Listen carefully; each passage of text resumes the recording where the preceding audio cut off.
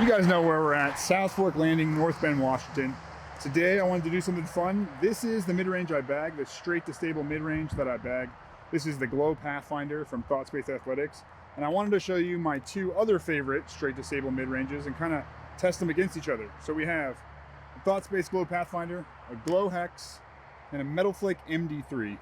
In my opinion, these are like the three most comfortable mid-ranges that do what I want that slot to do. Very torque resistant, so you can throw them really hard. They go really far, and they don't fade too much. So you can kind of throw them, hyzer flip them, and get them to ride straight for a long time.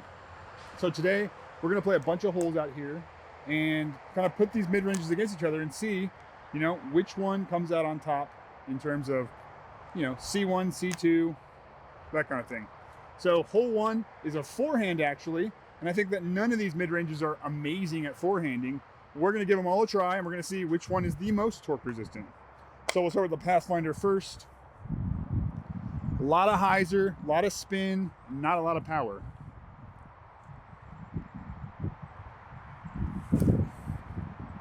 That is too much power, Clint. You can see even high on hyzer, just picked up and turned. Glow Hex is next. I think this one is quite a bit more torque resistant because it's so flat. So same kind of shot, gonna keep it a little lower, a little more hyzer. Yeah, and you can see the difference in torque resistance there. The Pathfinder is much less torque resistant. And then last, we have the Metal Flake MD3. The only real reason I don't bag this is because it's so damn hard to get. So same kind of shot, just like we threw that Hex. Yeah, even that's a little more torque resistant than the Pathfinder. I think that might be C1. So we'll go see where they're at. Pathfinder here, C2, not too far into C2. The Hex, probably the best of the group, is in C1 for sure. Pretty easy putt.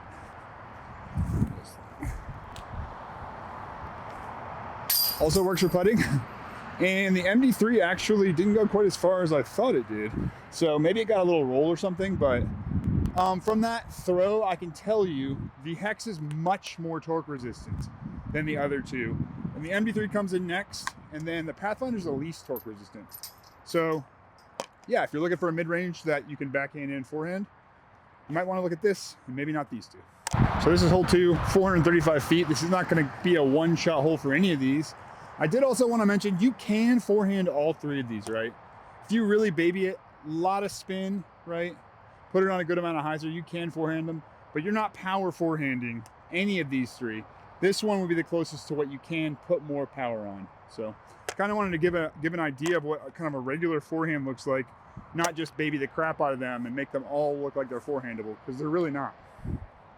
So on this hole, we're gonna go with a backhand. We're gonna try to hit this gap on some hyzer, skip left around this tree if we can. Yeah, I think all three of these will perform similarly depending on stability. This probably is gonna need the most hyzer, so. Fade. Yeah, so perfect shot, exactly what we wanted. That was the Pathfinder. This is the MD3, same exact shot. I think it might be a little more stable. So maybe we'll get a better skip on this one.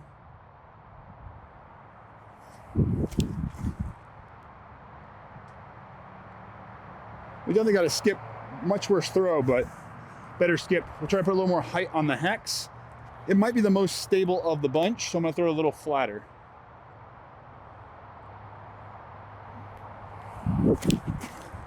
Try to give it more height. Oh, right into a tree. It did fly well though. It flipped up nice. Looked like it was gonna hold and start fading pretty soon. So just a hyzer, not too much power, kind of at this tree. Nice and smooth. Skip. Yeah, give ourselves a little putt. Same thing, some a little flatter, just nice and chill. Little turnover. Ooh, wind got a hold of it a little bit. Definitely the best shot of the bunch. I do throw this the most. I do bag the Glow Hex kind of in place this off and on. So I have experience with both of them, but this is definitely the best throw of the bunch.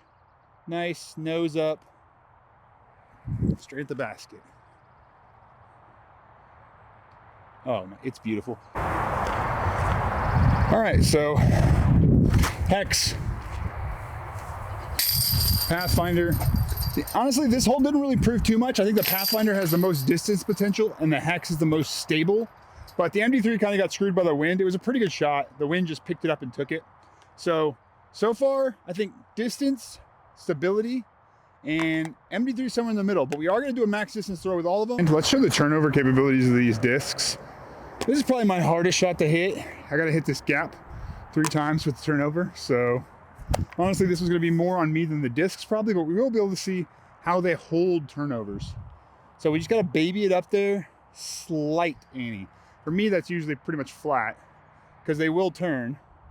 So we just got to aim at these boxes here, give ourselves the biggest gap at the boxes, nice and slow, flat. Way too much hyzer. She's out there. That didn't turn at all. Didn't flip up at all, I mean. Try this one. Correct a little bit, a little more Annie.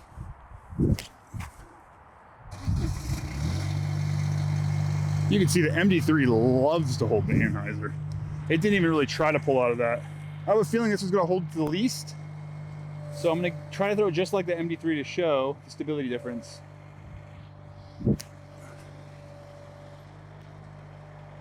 And you can see it pull out at the very end and go quite a bit farther because it's panning the whole flight. Honestly, this Pathfinder, maybe it was just a missed throw to be honest, because it's usually the flippiest of the bunch.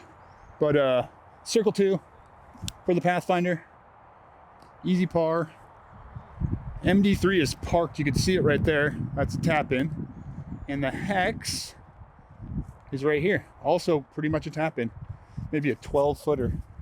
So far, the MD3 and the Hex are kind of crushing. So let's talk hand feel. These are in my opinion, these plastics are the best feeling of all these molds.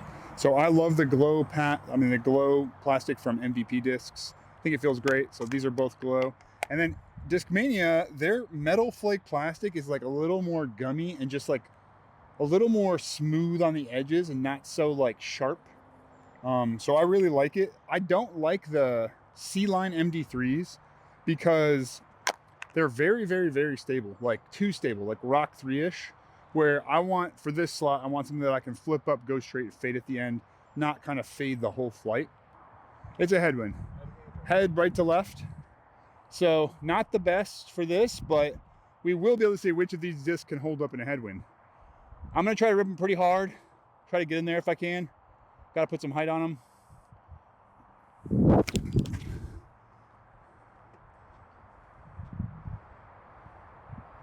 Yeah, she pushed far. Yeah, that might be in circle 1. It's close. It's definitely close. MD3 next, that was the Hex. Same kind of shot. I think it might push a little farther and maybe not fade quite as hard.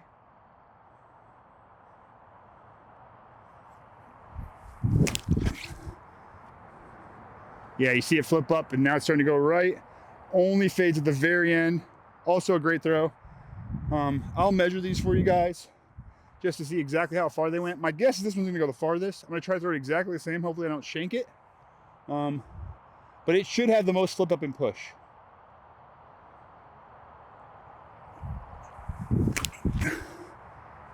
Oh, it's so good. Fade. Jesus Christ. I think that might be, I mean, that is putting. So they go really far. You can pound on them really hard. That's why I like these discs. You put hyzer on them, they will hold the power. You throw them flat and put power on them, they'll drift. They won't burn over. So this is a great example of these 3 discs flight characteristics. All right, so we are at the first disc. Walking up here, I can feel there is quite a headwind, and you can see it in the flags on the hole 4. So take that with a grain of salt, how the stability was and how far they go. This is 319, 320. So the Hex, that was the MD3, was 320. The Hex, 290. Remember, these are all on a hyzer, right? The MD3 was the least on hyzer. It just flipped up totally straight. And then in circle 1, 331 is the glow Pathfinder. And I think this flight illustrated really well why I bagged the glow Pathfinder over the other two. The Hex is stable, but it doesn't quite push as far. I mean, once it beats in a bit, obviously it will, but the Pathfinder even knew, right, it will hold the torque and it will be stable, but it will go really far while it does. So you could see by the Pathfinder's flight, it just pushed the whole time, but wasn't ever thinking about burning over. So yeah, that's what you can expect from these three. So this is definitely a forehand hole. So I wouldn't choose any of these discs on this hole, but we're gonna try them out.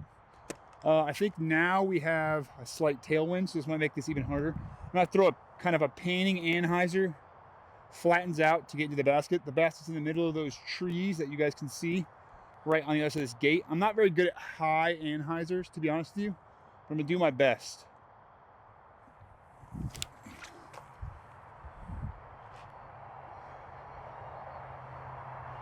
Oh my God, that is crushed. So that is not enough Anheuser because it just went too far. Maybe the tailwind doesn't help, actually. Try a little more Anheuser on this. I think this is more stable too, so. Roller. Honestly, I think that might be circle 1.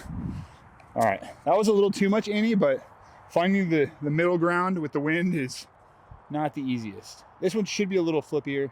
Should be able to just pan it like that first one.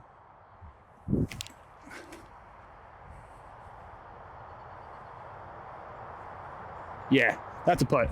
So all three of those are pretty good. The Hex is right here. Definitely circle 1, easy putt. Maybe 12 feet.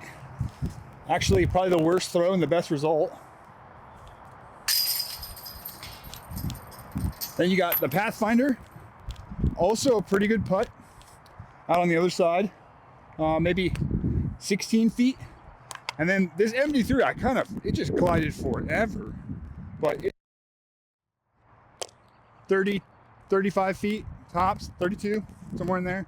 All three did pretty well on that. I might have put a little too much Annie on this to really see the characteristics. I don't think it could ever pull out of that much Anheuser, but it was a good shot, so I'm happy with it. I think the Hex has the best chance here. You need to throw something that pushes about, 320 feet and then starts going left, skips just a baby amount through those trees. All three of these discs can do this shot, but you really have to feather the angle right, especially if there's any wind out there, which I'm not exactly sure if there is, but we're gonna give it a go. Fade. Wow. I thought that would fade much earlier, to be honest with you. So that was exactly the shot. I just started it like 15 feet to right. I don't know. I'll tell you guys if there's wind out there so you can kind of judge the flight by it, but that didn't seem quite as stable as it has been. Same thing here, a little more hyzer.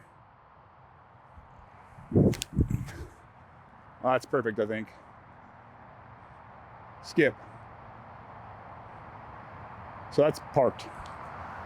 And then the MD3 last.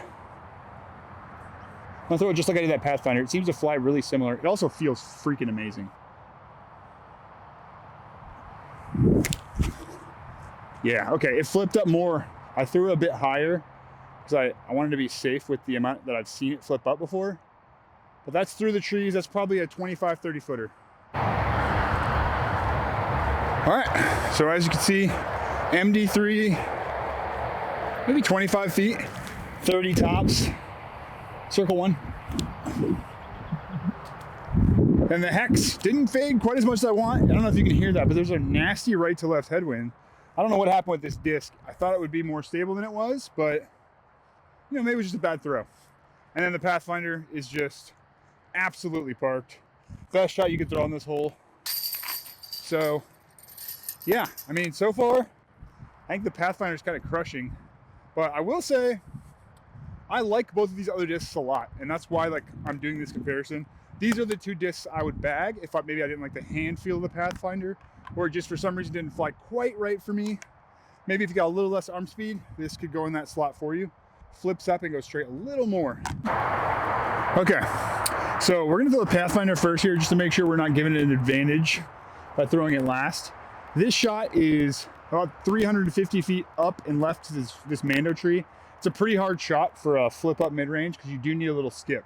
So we're gonna throw these on quite a bit of hyzer, nice and hard, and just get them right under this tree. Nice little flare skip.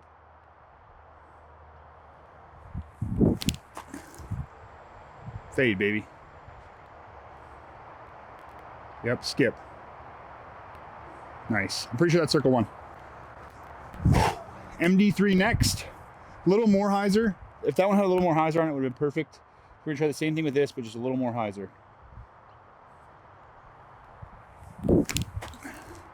Uh-oh. That's where the flip comes in. You see it, it just won't hold that hyzer quite as well as the Pathfinder did. Flipped up all the way to flat from like 25 degrees. Hex, this one should hold the hyzer. Throw it somewhere in between those two. Yep, push. Got a shitty skip, but for this kind of a hole, that hex is probably the best of these 3 discs. Basket's right there. MD3, it was a good throw. The MD3 just cannot quite hold as much power. It flips up just a bit too much and ends up losing its fade if you throw it too hard. So it kind of just flipped up too much, didn't quite have the fade to get back to the basket. Pathfinder, right, was right in between, pushed a bit farther than the hex, kept its stability, but we overshot it by just a little bit. It was directly in line with the pin, just about 25 long. And the hex, perfect shot for this hole. Circle one, maybe 16 feet. All right, we got 2 holes left. You can see the basket right here. This shot's actually similar to the last one, but quite a bit harder in my opinion. There's a there's a crosswind that always comes through this right when you get past the trees. So you really need a disc that will hold its hyzer, or it will start flipping and just go into the parking lot. So I have a feeling that might happen to this one. We're gonna throw it first. We just want a kind of high hyzer that doesn't skip too much and just hit the gap. Hold it, hold it, hold it. Yeah. So you see, straightened up just a tiny bit too much. Didn't really have the stability to kind of hit the grass there and skip toward the basket. Same exact shot with the Pathfinder.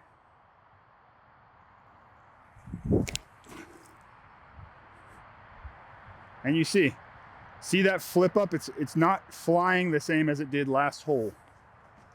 That crosswind really gets a hold of them. I usually throw something like a pyro or a warrior on this hole, or a resistor. But I have a feeling this hex is going to do the trick. Same exact throw. Oh, that's too much hyzer. And too high, and I hit a tree. But you could see, I mean, you couldn't really see because I threw it like crap, but the hex just has a little bit more integrity when it comes to holding a hyzer, especially in wind. So hex is actually pretty good. Inbounds, not in the sand pit, 22 feet maybe, something like that. And the MD3's over here, along with the Pathfinder. Like I said, this crosswind just eats these mids that aren't stable alive. I put about the same amount of hyzer. I put them pretty high. So I tried to give them the best chance, but I know from having played this hole a lot of times, mids like this can't hold up to this crosswind. So, and you saw that in both of these, so it was a great example. I wish I had thrown the hex on a little better line, so you could have seen that it did hold its stability. But I think by now you've probably seen throughout this video that it's a little more stable, has a little more integrity. All right, we're throwing this bad boy. It's 371 feet, very slightly downhill. We're gonna try to park it with these. So we're gonna give them pretty hard rips and just try to keep them on line. They're a little bit different stabilities. It's gonna take a little hyzer flip. So let's see what we can do here. Come back. And that thing is weird acting. I swear it just turned over there, but it was stable like all the other times. I think maybe it holds hyzer very well, but it turns if thrown kind of flat. Same thing with the Pathfinder.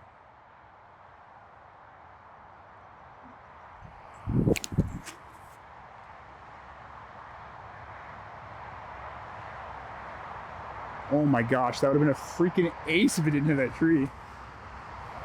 And same thing with the MD3, exact same shot as that Pathfinder.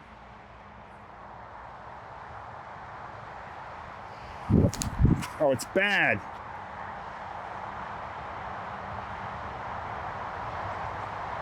Well, there you go. We got the hex here.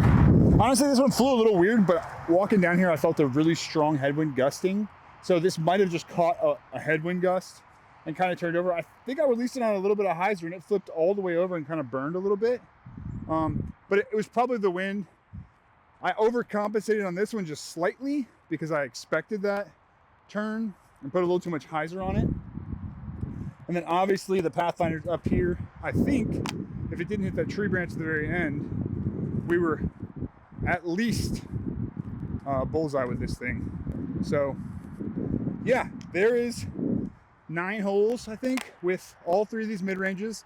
Final thoughts, I think most stable, in the middle, least stable.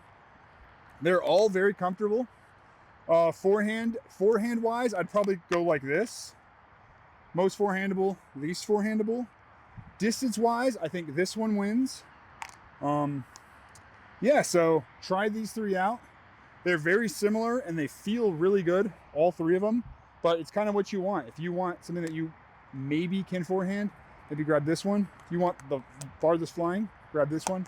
If you want something right in the middle where you can do a little bit of both, but you're not gonna get kind of the best of either world, maybe the MD3. Thanks for watching. Peace.